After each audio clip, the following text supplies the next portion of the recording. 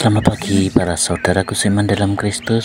Salam sehat, sukacita untuk kita semua. Marilah kita siapkan hati dan pikiran kita untuk mendengarkan firman Tuhan.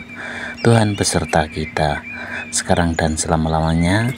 Inilah Injil Yesus Kristus menurut Markus bab 8 ayat 22 sampai 26. Dimuliakanlah Tuhan. Yesus menyembuhkan seorang buta di Betsaida. Kemudian tibalah Yesus dan murid-muridnya di Betsaida. Di situ orang membawa kepada Yesus seorang buta, dan mereka memohon kepadanya supaya ia menjamah dia. Yesus memegang tangan orang buta itu dan membawa dia keluar kampung.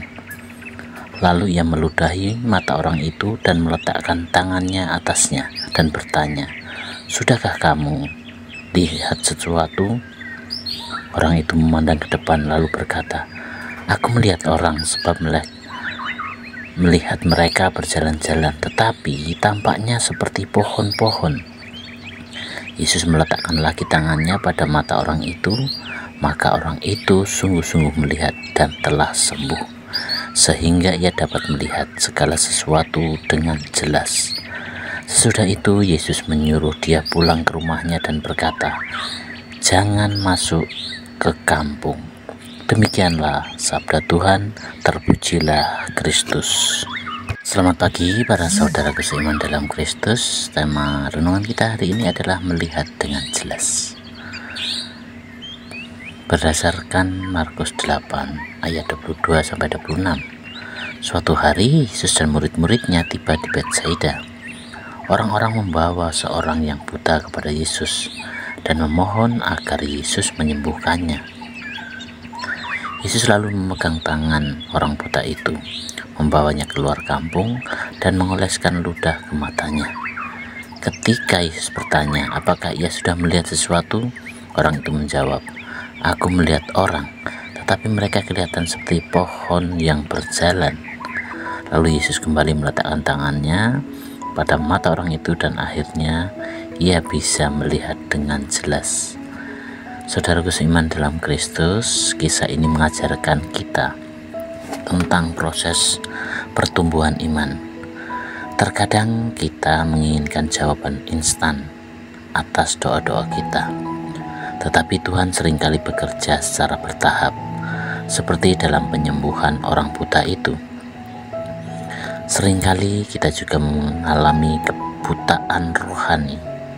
Kita melihat tetapi tidak benar-benar memahami kehendak Tuhan dalam hidup kita.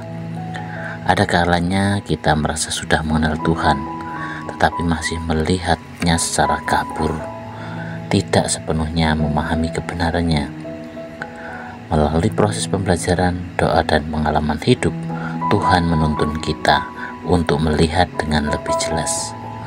Saudaraku seiman dalam Kristus yang terkasih, Yesus mengajak kita semua untuk percaya bahwa penyembuhan dan pertumbuhan iman adalah sebuah perjalanan. Ketika kita merasa iman kita masih lemah, jangan menyerah. Percayalah bahwa Yesus akan terus menyentuh hidup kita sampai kita mampu melihat dengan jelas kasih dan rencana Tuhan. Dan sebagai refleksi untuk kita adalah, apakah ada hal dalam hidup kita yang masih kabur dan perlu kita lihat dengan lebih jelas dalam terang iman? Bagaimana kita bisa lebih berserah kepada Tuhan dalam proses pertumbuhan iman kita?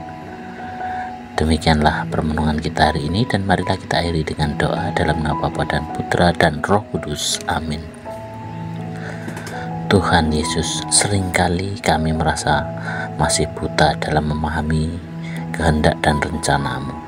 Terkadang kami ragu, terkadang kami tidak sabar. Bantu kami untuk percaya pada proses yang Engkau kerjakan dalam hidup kami. Sentuhlah hati kami agar kami dapat melihat dengan jelas kasih-Mu dan berjalan dalam terang kebenaran-Mu. Amin. Dalam nama Bapa dan Putra dan Roh Kudus. Amin.